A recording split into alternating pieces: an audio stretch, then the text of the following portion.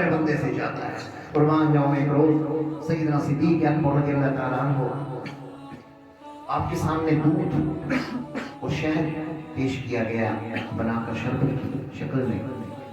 سیدنا صدیق اکبر جب دونوں کے قریب لے گئے نا بے اختیار واپس رکھ دیا اور رونے لگے. کافی دیر میں جب طبیعت سمجھے پھر اٹھایا پھر واپس رکھ دیا پھر رونے لگے. اصحاب نے عرض کیا امیر المومنین کیا ہوا آپ نوش کیوں نہیں فرماتے؟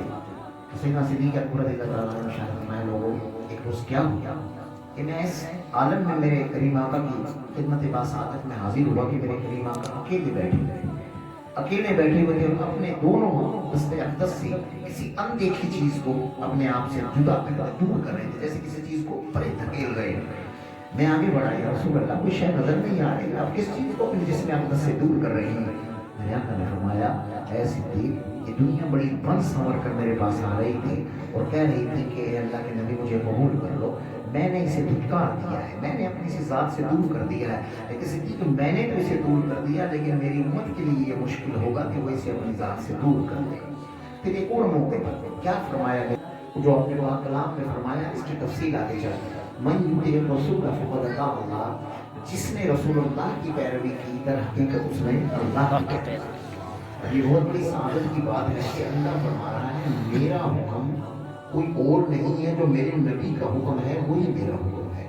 جو میرے نبی کا اذن ہے جو میرے نبی کا امر ہے جو میرے نبی کی بات ہے جو میرے نبی کا قرب ہے جو میرے نبی کی صحبت ہے جو میرے نبی کی معیت ہے وہ باقی نہیں سب کچھ میرے لیے ہے.